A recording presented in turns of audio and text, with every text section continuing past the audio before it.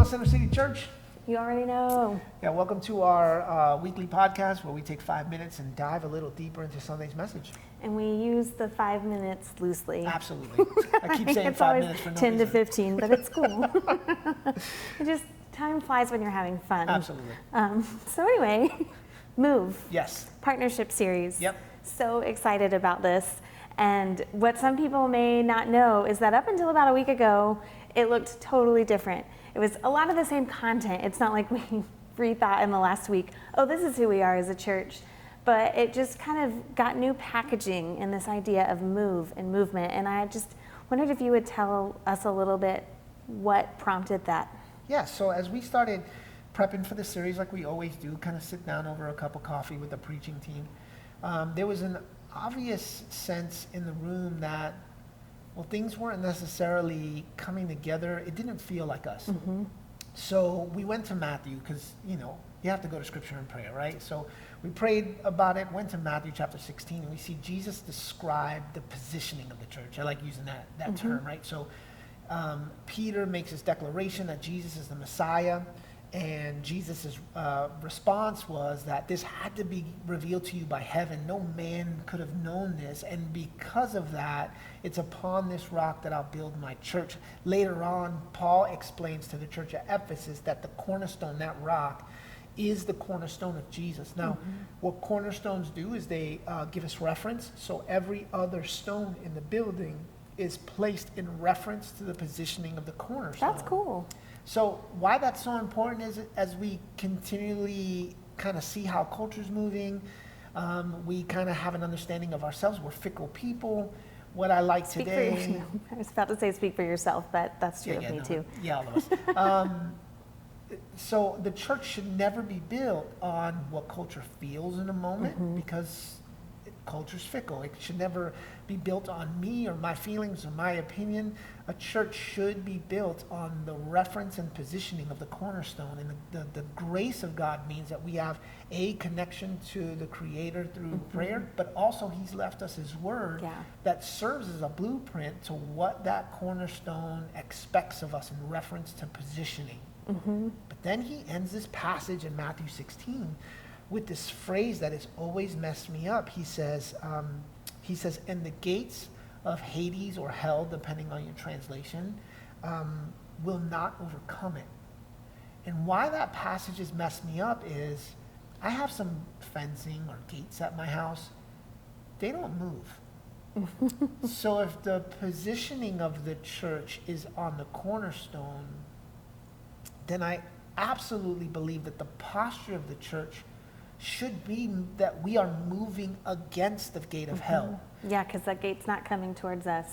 We're moving towards it. So the dark areas of our city, the areas that in people's hearts, the things that people kind of struggle with and navigate with that we know are dark. Scripture says that we wage war not against flesh and blood, but against spiritual principalities. But we wage war against. It's not like we are waiting. And I think that that's what the church is, unfortunately, for a lot of people in 2022 has become. It's become a spectator sport where we're waiting. And we're waiting for whether or not this song moves me or whether or not the pastor preaches a sermon that I agree with. We're waiting on the children's department to kind of teach our kids who God is. And I'm not against making good decisions based off who your family is and what they need. But I do feel like if your faith is all about that spectator mentality, well, when we don't move, we become stagnant. And when we become stagnant, that's where we become toxic. It becomes dangerous. And really that's what we've seen from a lot of the church. And so I've heard it said, and I love the idea that we are not to be in the stands, but rather on the field. We are His body moving forward, and it really did a great job of kind of encapsulating what we feel is happening in Center City and what we believe will continue to happen as we move forward. Yeah, so what are we moving forward to? Does that make sense? No, absolutely. So again, going to Scripture, it's really easy to see what the church has been designed to do. He tells His disciples, go and make disciples of all people, of all nations. And that picture of making disciples is critical to who we are as a church. And I would submit that every church should be built around this idea of making disciples. Now, the way that we feel like God is asking us to step into that purpose is through this picture of bringing hope to the broken and purpose for everyone. I love that. So hope, we know, is found through a life-changing experience with the love and hope that Jesus provides. And we also believe that healing happens within the context of family. And then purpose, because we all need purpose. We were all designed with a unique gifting, and that's what the church looks like. People who have found hope, working in their purpose to bring hope to people who will find their purpose. It's so cool. There was one illustration that you used, a story you told on Sunday, that was about your experience in a Spartan race, which, congratulations, dude, you did a Spartan race. You did two, right? I did, and, but I'm not sure if my effort would have been worth the congratulations, but I'll take it anyways. You got to the finish line. I did. I've done one. It was a Savage race, not a Spartan race, so it was a little bit more focused on like, have fun and be a team and help each other, and not like, you must do this. Like, yeah, that's a good description of the Spartan race. But not very Spartan-like, I guess. You shared a story of how you were doing an obstacle, and you actually did partner up with someone else who was doing the race. Will you tell us? Yeah, so we got right about the middle of the race, and the obstacle was like this 250-pound sack of sand or something. And I don't even know why it's in the obstacle course, but it is. And it's attached to a pulley, and the objective is to pull this string on this pulley to lift this bag. And by the time we got to the race, of course, it's there's been hundreds of people that already went past, maybe not hundreds, but a lot of people already went back. The rope is muddy. I'm tired. I'm starting to pull this thing. It's not moving at all. And I mean, it's ripping my hands up. I'm trying to pull it around my shoulder. My shoulder's getting sore. And then, almost as if an angel from the Lord started to speak, the guy who ran the event started screaming out, "All right, two to a rope." I think he saw the fatigue of the people at this point. And somebody next to me, I don't remember what he looks like. He might have been muddy. I don't know. I don't remember him at all.